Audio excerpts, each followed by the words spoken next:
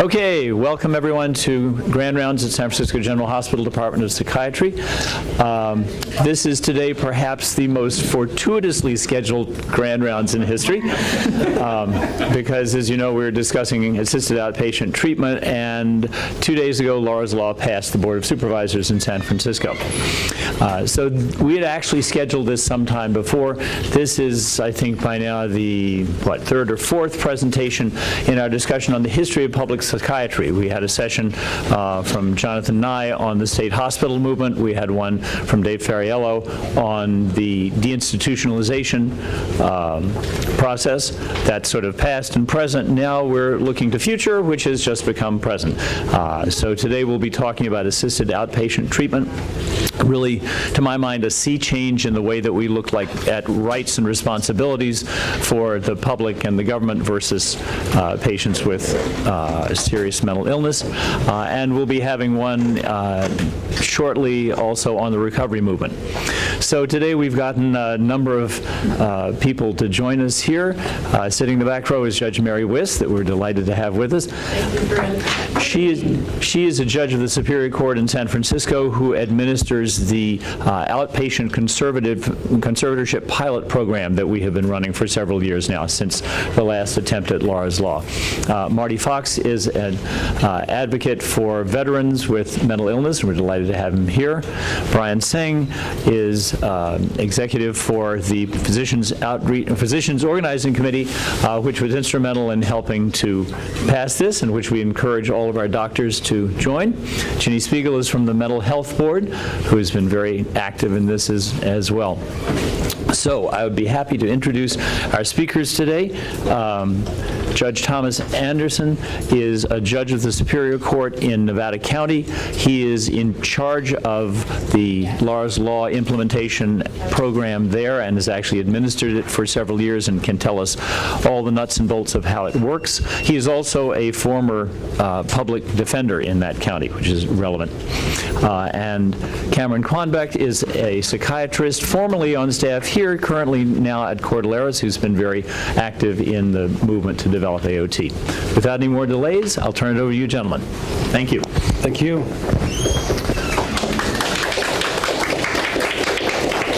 So the title of the presentation is Assisted Outpatient Treatment, which I'll refer to as AOT, also known as Laura's Law here in California. So I want to give a lot of time for with Judge Anderson to discuss the nuts and bolts of how the program works, but I want to first review current challenges that California is facing in treating the seriously mentally ill. We're fortunate that across the country there's 44 states have outpatient commitment laws. They're all very different. However, New York's AOT law and California's is virtually identical. The big difference is that New York's law came with funding. Here it's got to be implemented county by county. But we have data from New York that show that this law is effective. And that's via peer-reviewed research. The references are at the back of the handouts if you want to pull those papers. And then I will turn it over to Judge Anderson to explain how AOT works in real life in Nevada County. So California's population, 38 million people, by far the largest state, 58 counties ranging from 10 million in Los Angeles to just over 1,000 in Alpine County. AOT is designed for those with serious mental illness, so the psychotic disorders, which we all know what those are. Doesn't work, but shouldn't be applied to other conditions. Estimates amongst the adult population, there's roughly 1 million people with the serious mental illness. About half go untreated at any given time. Any of the residents know one reason why people who with the serious mental illness don't engage in voluntary treatment? What's one of the main reasons? Poor insight. Yeah, poor insight. And this, if you look at, so this is a very small subset of those considered to be mentally ill. About 2.5% of all those with the mental health diagnosis are seriously mentally ill with poor insight. So it's a very small subset of people that we work with. The neurological term for this is anosognosia. I prefer to use the term lack of insight, so somebody doesn't recognize. I get made fun of when I mention that term in court when I go out in conservatorship cases. It's not psychological denial. There's now been 18 peer-reviewed neuroimaging studies using PET, functional MRI that show there's a circuit in the brain between the prefrontal cortex and the parietal lobe that's responsible for self-awareness that's not active in people who have poor insight. So this is an image of people who are in a functional MRI machine who the high insight, you can see the parietal lobe, the prefrontal cortex lit up, and then low insight, it's not lit up. So it's a neurological deficit. It's not somebody's fault that this happens to them. It'd be nice to be able to image somebody, especially early on in their illness, and because poor insight preserved insight does predict successful community living, voluntary treatment, whereas the altered insight portends a bad outcome, treatment non-adherence, repeated hospitalizations, and jailings. So what's going on in California right now with the criminal justice and mental health system? As you are well aware of, the prison system has been overcrowded for years. It was running at one point at 200% above capacity. That finally ended with the Supreme Court decision Brown v. Plata in 2011, where the Supreme Court found the prison system to be in violation of the Eighth Amendment, cruel and unusual punishment. So they've ordered by 2016, the prison system must reduce its population by 40,000 inmates, and now only serious violent and sex offenses are sent to prison. The remainder of prisoners remain in county jails. So just last month, now the feds are going after the county jails for their overcrowding problems. So the Department of Justice found Los Angeles County Jail in violation of the 4th and 8th Amendments for failing to provide adequate mental health care to their inmates after 15 suicides in 24 months, I believe. And in their letter to LA County Council, they acknowledged that many of these prisoners were failed by other systems, that LA County should design programs to serve them more effectively at a lower cost in the community. In Los Angeles County, they had a pilot AOT program. They're now going to have 500 slots in their county, so they're dramatically expanding their pilot program. In 2012, the Department of Justice validated AOT as an effective crime prevention program for the seriously mentally ill, so it works based on New York's data. And a friend of mine is Kate Warburton. She's the medical director of the California State Hospital System. She says that we're so impacted. She said that over the past year, the number of felony 1370 referrals has doubled from 300 a month to 600 a month. And so she's thrilled to learn that counties are being more proactive with AOT, and she also encourages jail-based competency restoration if that's a possibility in various counties. We all know that we were short on beds. 26 of 58 counties have no beds. Nevada County doesn't have no beds. It's even worse for child adolescent beds. Does anybody know why there's so few beds? Doesn't pay. Doesn't pay, yeah. It's all about the money, right? So for example, to operate 24 beds, we used to have 34 beds. Now it's down to, it's $50 million to operate the 24 beds, and only 20% of operating costs are covered by or reimbursed by Medi-Cal and Medicare. So it's a money loser operating an acute psych unit. We all know that. So right now, California is not doing very well in comparison to other states nationally. We have 1 bed for every 6,000 people. So we're below the national average. Okay, now I'm going to turn it over to Judge Anderson. I'm going to talk just real briefly about the statutory scheme that makes this happen. I'll let you do that. Okay. You're welcome. With the statutory scheme for the criteria and the rules. But really, just the most important thing is the summary of the target population for this score. That is people who are severely mentally ill, decompensating, and likely to end up 5150 jail or worse. And basically, it's to catch in some ways, they sort of refer to it facetiously as 5150 light.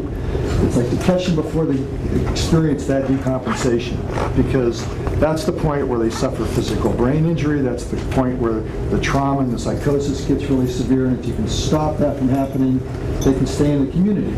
So it prevents forced hospitalization, it prevents forced medication. And the beauty of having this program is that, for the most part, you don't need court orders if you have an AOT in place, because it's in two stages. There's a referral stage, and then there's the petition stage when a court order is sought. The referral stage is that stage where the mental health professional outreaches to the person who's the focus of the request, and I call it the intervention. And in over 50% of the time, that intervention causes the person to accept services voluntarily. So then they start with the ACT, Assertive Community Treatment. Those are the phrases I'm using. I presume all of you are aware of that. ACT is Assertive Community Treatment. AOT is Assisted Outpatient Treatment. We also call LORAs. So that's the beauty of having AOT on your books, is because you don't need it as much. Because the intervention, the outreach, and the outreach begins with going to where the person is. It's not finding the person or sending them an appointment date. It's getting somebody to wherever they are, in a street corner, in a store, at a park, at their house, in an apartment, their parents' house, wherever it may be. The outreach goes to them. And it may or may not be, at least in our experience, it may be more than one visit, it may be several. It's just trying to build a relationship, and the urgency for which you seek court orders is dependent upon the urgency of the circumstances. And I'll talk more about the specifics about how we work that in my county to deal with that. But basically, there's a couple things that you need to know. Who can refer somebody? Who can make that call for referral? So it's really simple. It's broad-based. A roommate, a family member, spouse, director of any agency or treatment program, director of a hospital, a mental health provider, peace officer, parole officer, probation officer. It's very broad-based, and it should be. And it allows to make those phone calls to prevent those tragedies that are motivating a lot of counties to now implement this. In our own county, Laura's Lock is named after Laura Wilcox, who was a 19-year-old student who got killed at our mental health office when a delusional, psychotic individual who had been not fully engaged in his treatment came in and thought he was going to have a shootout with the FBI and shot the receptionist and several other people, who were later, just for this group's information, was my client for those homicides when I was still practicing as a lawyer. And of course, the criteria to be eligible, the referral. Now, when a referral is made, the person making the referral isn't sitting there looking at the statute. They're just like, we've been down this road before. I know what's going to happen. I need somebody to come and help me. And with my son, my daughter, my husband, my wife, whatever it is. So they make a call into the director of the mental health office, and they have a designated person to field these calls who are aware of the criteria, the statutory criteria, go through that criteria, and if it appears they might meet criteria, sends out a mental health professional to do the intervention. And that's where this begins. Now, the second phase, after they intervene, if the person doesn't accept services voluntarily and they want to seek a court order, want to seek assisted outpatient treatment, then that professional, along with the county council, or the district attorney who's ever processing it for the county, looks more strictly at the criteria. Are they likely to make the case if they take it to court that they meet criteria? And so the criteria is pretty simple. The person's 18, is an adult, 18 or over, suffering from severe mental illness, unlikely to survive safely in the community without intervention, has a history of lack of compliance, has been hospitalized at least twice in the last 3 years, or been jailed because of their mental illness, or is a danger. And they're substantially deteriorating. And the other key factor is they're likely to benefit from this intervention. Because some folks aren't, and we need to go forward with 5150 or LPS. So that, and I'll talk more how we process that in our county after a couple things we need to talk about, due process and other things. But that's just a quick overview. The reason why it's important, and I'm rushing through this part, is because this part is really successful. You know, the intervention, over 50%, our stats fluctuate year to year, but anywhere from 50 to 65% of the cases accept voluntary services after the intervention process. So you don't need AOT, but you wouldn't have got those people without having AOT in the books and intervention. Yes, sir. Quick question about, I guess you've taken one already, but the last one said without intervention, the person can accommodate himself, others, or greatly disabled. Over what time frame? That's not specified for good reason. We don't want it specified because what we need, what the criteria here is, if we intervene, can we prevent this? But it is imminent. I mean, we have substantially deteriorating as one of the phrases in the statute. So basically, we treat this as, you know, kind of an urgent situation, not an emergency situation, but an urgent situation. So the system that we've developed in our county, you can get into court to seek a petition, assuming the person doesn't accept services, within a day or two, depending on everybody's availability to serve product, get the person served and get them to court. But we treat it as urgent for that reason. Yes, sir. And just to clarify, employers and co-workers are not individuals who can make an application? Not necessarily. But the important thing from my perspective is the referral gets made, and whether or not they accept the referral, at least it starts the process working. So I'm favor a loose interpretation of the referral criteria, but nevertheless, you're right. Just a coworker alone does not qualify. Yeah, so it has to be a family member, a law enforcement Right. officer, or director of an agency. Yeah, correct.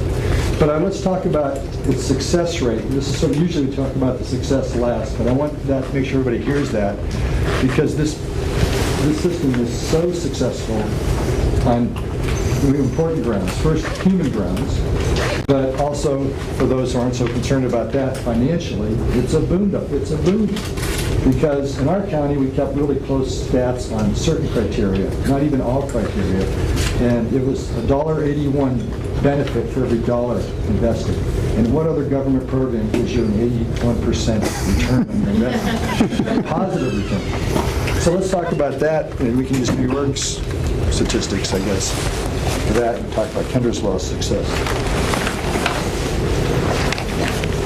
Okay.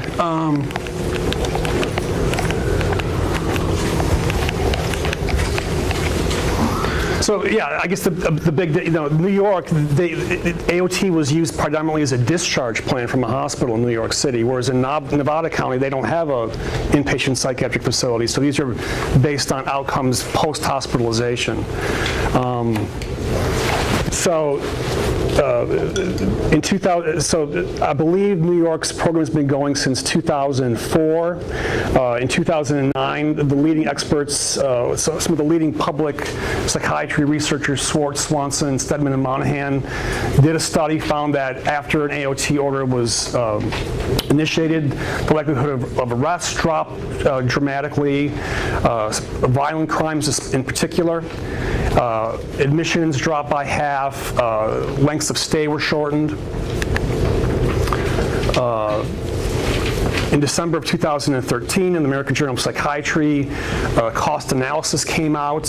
They looked at expenditures in the year before an AOT order, the year after an AOT order, and then the second year after the AOT order, and found that net costs declined by almost half in the first year after AOT, and then an additional about 25% in the second year.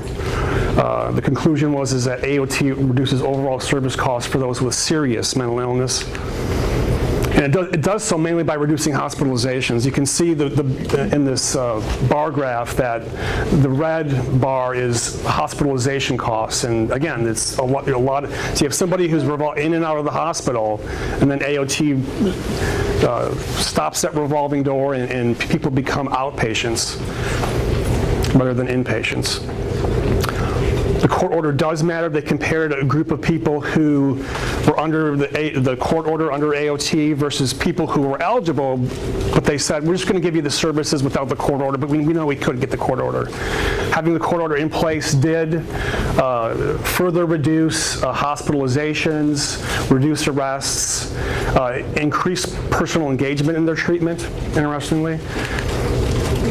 So the court order does matter. This is a very interesting study that came out, I believe, in 2011, where they wanted, I mean, the goal here is to get somebody who's, does not accept voluntary treatment. They only get hospitalized or jailed. And the goal is to convert them to a voluntary client, right? So what they found in this study is that people who had the AOT order for 6 months and then were transitioned into intensive case management or ACT sustained those gains and became voluntary patients, no longer in the revolving door, or if the AOT quarter was renewed, irrespective of whether or not they were in ACT or intensive case management, they became voluntary patients. So again, it's the length of treatment determines sustainability of gains under AOT. I thought about, this is an interesting study of antipsychotic response in schizophrenia, and you can see from this graph that I wish the meds worked more quickly, but they take 6 months to completely work in most people. And so I think having people on medications, at least some medications for that length of time, is ideal. And again, the fears of AOT were unfounded. They felt no more coerced or a greater sense of stigma than those in than a control group. Impact on positive voluntary services was positive as well. So I think you're motivating adherence, right? You're a positive motivator. That's the goal. Yeah. That's the approach. So I'll turn it back to you. And Well, I'm going to just sort of talk about how we've implemented in Nevada County. And I know every county is going to do it somewhat differently, but there's a certain basic pattern that I think promotes success, and that's what we try to focus on. Now, as I said, it's really two main functions. There's the referral process and the outreach. Then there's the seeking a court order process. And once again, the beauty of having AOT on the books is because it causes the outreach, the intervention, and that results in 50 to 70% of people accepting services voluntarily. Because obviously the mental health professional going out to interview the person, to meet with them, their motivation is critical. Obviously, they can tell the person, somebody's seeking a court order against you, but you don't need that. Just come in and let's work together. And it seems that works, and the commitment to voluntary services continues with the ACT services at that stage. So it works, and right there, if that's all that happened, it's worth having an OT on the books, because you can catch those people that need to be caught and helped, so they can stay functioning, so they can avoid forced hospitalization, forced medication, being put in jail. In our little county jail, on any one day, the mental health population is anywhere from 15 to 40%. The people on medications, many of them with serious mental illness. And we have no capability to deal with them. None of the SOs are trained in mental health care. It's a huge problem. And we're just a small county compared to, you saw the stats on LA, San Francisco, Alameda. Yeah, it just goes on. So I'm going to skip past the referral process now, and we can always talk more about that for anybody who's going to be implementing it and wants to get in more detail. You can always reach me, and my contact information is here, it's available. And the people that do it for us, our case managers, they're all very idealistic folks. They do great jobs. If the person, however, of that 50% or so that does not accept voluntary treatment after the intervention, Then, if it's believed that person meets the criteria, then they may request a court order or assisted outpatient treatment order to a court. A petition is filed. The petition is basically consists of a checklist of the criteria and whether or not the person meets those criteria, and attached to that is a proposed treatment plan.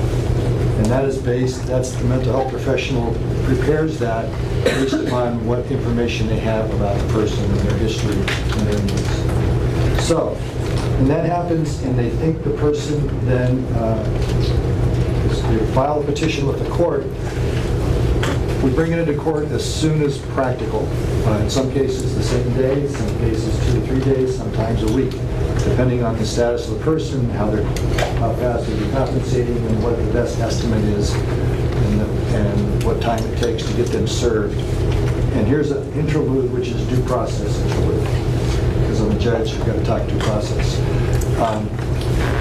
Lawyer's Law has due process built in it throughout. And once they're served notice of the petition, they also see the treatment plan that's being proposed for them. They're given counsel before a hearing starts. Then when they come in, this is the mix, there's a mix of they have a right to have a hearing, they have a right to confront and cross-examine witnesses, they have a right to appeal, they have a right to habeas corpus. All the rights are present, and they're provided for in the statute to make sure it's explicit. But let's talk about the reality of the approach. The approach is, after they've met with their attorney, they come into court, and in my opinion, the judge's role at that point is to make sure the person understands why they're there. So I emphasize that this is not a criminal proceeding. I can't put them in jail. I can't forcibly medicate them. And I explain to them, some people think that things are difficult for them right now and they're not getting better, and they want to offer some help. It's really that simple. And then we talk about the treatment plan. And I go through the treatment plan with them line by line. And the purpose of that, one is to give them a sense of a voice and participation, some empowerment, if you will. And the other one is to see if there's anything in that list they're willing to agree to. I want buy-in. So if they're like, I'm not going to take any meds, you can't force me, I don't like being here, I'm not sick, and I say, fine. Are you willing to at least go meet with the doc next week? Just go meet with the doc. Talk about why I don't want to take meds. Are you willing to at least go to a group therapy session over at an attorney clinic's office?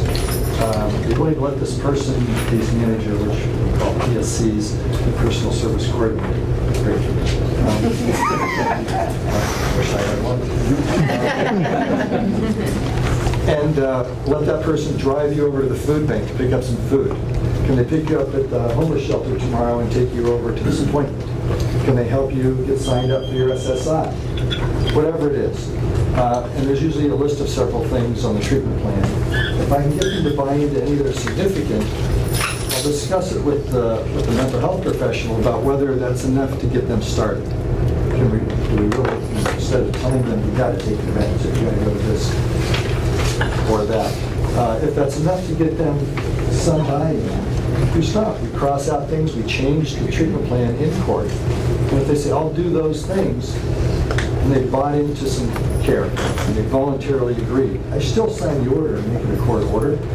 And I explain to them, since you agreed to do this, I'm going to hold you to it. That's called the court order. I'm holding you to do this. And I'm going to check in with you every once in a while and make sure you're doing what you said you'd do. At the same time, I turn to the treatment provider who's present in court, through the mental health professional who interviewed them initially, and said, are you going to provide these services? Make sure you go through each one. Can you get them into the doctor by next Wednesday?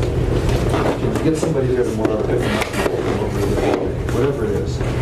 And then I have the person sign the settlement agreement, make a phone call to settlement agreement, and then I have the provider sign it. And I sort of do it ceremoniously in court so that both sides are clear that they're making a commitment to the same thing, and I'm going to hold them accountable. And then I tell the patient, the person, that if you go there and the doctor doesn't have you scheduled or the doctor's not there, have your lawyer tell me right away. I'm going to hold them accountable. If you show up and they're not providing the group or whatever decision go to, I'm going to hold them accountable. The treatment providers don't really like that aspect. But it's important, and it's real important that they make a commitment, and they at least feel that there's somebody looking at them to making sure they follow through. Because we don't want to, we don't want to get derailed by bureaucracy, because this is hands-on, important care. When you say hold accountable, what does that look like? It looks like, and I'll explain to both. What happens, usually depending on the severity of the person and what the suggested needs are, I have an informal status hearing, usually in a week or two. Where I have maybe the person come back to court and the treatment provider, their representative, comes to court. And I check, did they go to the doctor's appointment? What happened? Somebody said, well, the doctor didn't come in that day. Well, where's the makeup appointment? Didn't happen. Let's take a break, we'll make a phone call. I hold them accountable over the court and I try to make it clear to the patient. I mean, the providers are more than willing, they're trying their best. But I try to make a show of it in front of the patient, let them know they are empowered somewhere. And I basically just try to hold everybody just personally accountable to me. It's what he's referred to, there's a black robe effect. Yes. And surprisingly, the black robe effect works. Go figure. For judges that work a lot in the criminal court, you sometimes wonder, they really care what you tell them to expect of them. But in my career as an attorney and as a judge, working with the mentally ill, they really do want to do the right thing. And they're very intelligent, generally speaking, as a population group. And they want to do the right thing, and they don't want the judge mad at it. In their prior court experiences, going into court, the judge didn't like them from their perspective. They ended up getting hospitalized or jailed. And so this is a different setting, and it takes a while for them to get used to it. But then after the second, third, it depends. Each one's different. But there's an evolution that goes on when I see them for status reviews. The status reviews are very short. Hey, how you doing? Did you make your appointments? What's going on with your housing? Any luck finding a place to live? Did you get food? How you get along with your roommates? Whatever it is, just a quick touch base, make sure they're. And one of the reasons I'm sort of passionate about having AOT is what I see week to week in this population. I mean, they're coming in, they're pretty horribly psychotic. They're generally paranoid. They're scared. They don't want to be in court. And after a couple weeks, they're making eye contact with me. After a month or two, they're engaging in conversation. They're sometimes smiling. It's amazing to me the evolution that occurs in a relatively short period of time. It's a connection. Can you talk about the difference between this and behavioral health court? Absolutely. Behavioral health court is a criminal-based process. Right. So they're arrested, they're facing jail, and they have to abide by the rules, their probation terms, or whatever in behavioral health court. And the sanctions for not doing so can include jail. Okay. It is a criminal process. This is not. So we treat it like we do other collaborative courts in a way, but we don't have those sanctions. So really what it is we're convincing them that they're caseworkers and stuff, just want to help them and provide services. And we encourage them to, by ordering them, we encourage them to take advantage of it. Yes, sir. So what penalties or sanctions are available if the patient does not follow through with their commitment or seek their treatment? Well, the first thing I do is have them come back to court soon. And generally nobody really likes to go to court, and that has some impact. The other thing, if I may add more terms and conditions on the treatment plan. We'll discuss it present, like, maybe you should start going to AA meetings. So I need you to go to 3 AA meetings before I see you stuff, or something.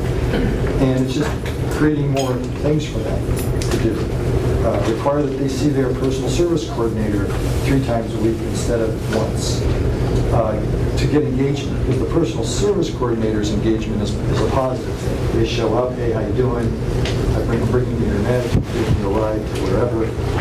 They don't, the personal service coordinators in our system don't manage them. They just assist. So when we come to court and trying to find out whether they did the things they do, the personal service coordinator does not report to me. There's a supervisor from the department which reports to protect the relationship between the case manager and the patient. We protect that. They don't snitch them off, if you will. They may tell the supervisor who tells me, but the person, we protect that relationship.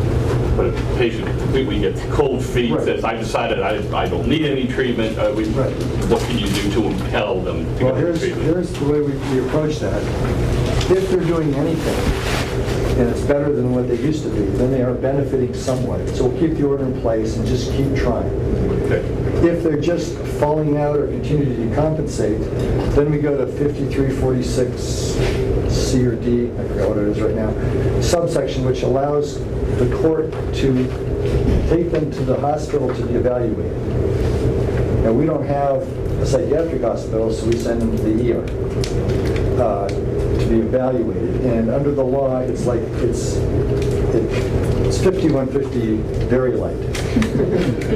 But there's a reference to 5150, which in the statute, which, so you can take them to the hospital like a 5150. We needed that language to convince our neighboring hospitals and the counties that aren't participating in this to accept them on occasion. We've since lost that ability, but that's a different story. And they're there for an assessment as to whether they'll meet 5150 criteria, and they can only be held for as long as the assessment takes, but no more than 72 hours. Right. And in our ER, they're only going to hold it for 23 hours, so max. So they're going for the assessment. And for most, so far, our experience with that is either the person is decompensated where they become 5150, so they're going to get hospitalized, or they remember that, hey, I don't really like going to the hospital. I know where this is headed. So when I go see the judge next, I'm going to do some of what he wants.